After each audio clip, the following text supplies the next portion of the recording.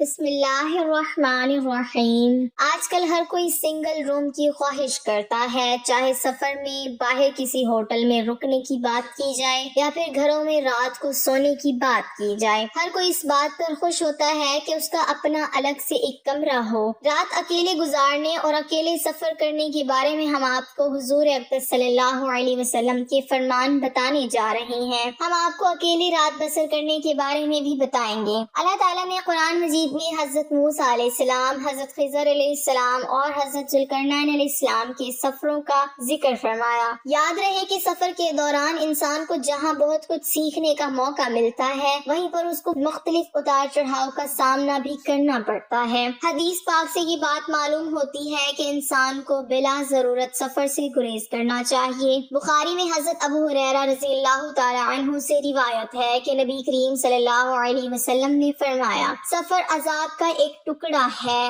آدمی کو کھانے پینے اور سونے ہر ایک چیز سے روک دیتا ہے، اس لیے جب کوئی اپنی ضرورت پوری کر چکے تو فوراً گھر واپس آ جائے۔ یہ عام مشاہدہ ہے کہ انسان جب دنیاوی امور کے انجام دہی کے لیے سفر کرتا ہے تو بالعموم اس طرح عبادات کے قابل نہیں رہتا جس طرح حالت اقامت میں کر رہا ہوتا ہے۔ لیکن نبی کریم صلی اللہ علیہ وسلم نے مسافر کو یہ بشارت سنائی ہے کہ اس کو اقامت کے دوران کی جانے والی عبادت کا ثواب سفر میں بھی ملتا رہتا ہے، جیسا کہ صحیح بخاری میں ابو موسیٰ رضی اللہ تعالی عنہ سے روایت ہے۔ وہ کہا کرتے تھے کہ نبی کریم صلی اللہ علیہ وسلم نے فرمایا کہ جب بندہ بیمار ہوتا ہے یا سفر کرتا ہے تو اس کے لیے ان تمام عبادات کا ثواب لکھ دیا جاتا ہے جنہیں اقامت یا صحت کے وقت یہ کیا کرتا تھا۔ اللہ تعالیٰ اپنے بندوں پر کس قدر مہربان ہے، اسی طرح سے سفر میں اللہ تعالیٰ نے انسانوں پر عبادات کی تخفیف بھی کی ہے۔ چنانچہ سفر میں نماز کو قصر ادا کرنا سنت نبوی صلی اللہ علیہ وسلم ہے۔ اسی طرح مسافر کے لیے دوران سفر روزے رکھنا ضروری نہیں ہے، جیسے کہ صحیح بخاری میں حمزہ بن عمرو رضی اللہ تعالی عنہ سے روایت ہے، نبی کریم صلی اللہ علیہ وسلم سے عرض کی، میں سفر میں روزہ رکھوں؟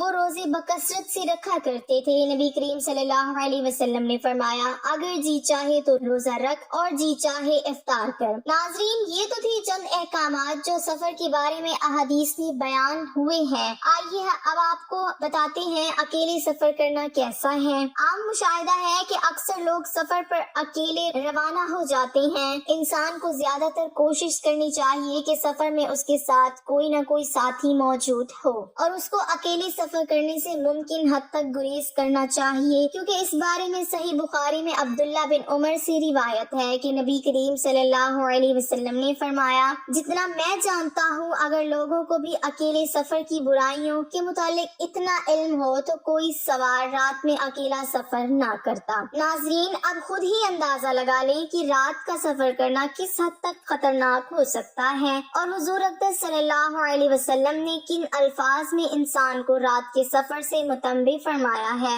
اس لیے ضروری ہے کہ رات کے سفر سے اجتناب کیا جائے، خاص طور پر رات کو اکیلے سفر نہ کیا جائے۔ یہ بات تو عام ہے جس میں مرد اور عورت دونوں شامل ہیں، لیکن صرف عورتوں کی بات کی جائے تو ان کے لیے خاص طور پر تاکید ملتی ہے۔ یاد رہے کہ عورتوں کو بھی کئی مرتبہ رشتہ داروں سے ملاقات، علاج یا کسی ضروری کام سے سفر پر نکلنا پڑتا ہے۔ احادیث مبارکہ سے یہ بات واضح ہوتی ہے کہ عورتوں کو مردوں سے بھی کہیں بڑھ کر اکیلے سفر سے اجتناب کرنا چاہیے، اس لیے کہ یہ بات فتنے کا باعث بن سکتی ہے اور ان کی عزت و ناموس کو بھی خطرہ لاحق ہو سکتا ہے، جیسا کہ صحیح بخاری میں حضرت عبداللہ بن عباس رضی اللہ تعالی عنہ سے روایت ہے کہ نبی کریم صلی اللہ علیہ وسلم نے فرمایا، کوئی عورت اپنے محرم رشتہ دار کے بغیر سفر نہ کرے اور کوئی شخص کسی عورت کے پاس اس وقت تک نہ جائے جب تک وہاں کوئی محرم موجود نہ ہو۔ ایک شخص نے پوچھا، یا رسول اللہ صلی اللہ علیہ وسلم، میں فلاں لشکر میں جہاد کے لیے نکلنا چاہتا ہوں لیکن میری بیوی کا ارادہ حج کا ہے، تو آپ صلی اللہ علیہ وسلم نے فرمایا، تو اپنی بیوی کے ساتھ حج کو جا۔ یہاں ہماری بہنوں کو غور کرنے کی ضرورت ہے جو کہ بے دڑک کسی بھی کام سے گھر سے باہر چلی جاتی ہیں اور محرم ساتھ نہیں ہوتا، اسی لیے عورتوں کو خصوصیت کے ساتھ اس بات کا اہتمام کرنا چاہیے۔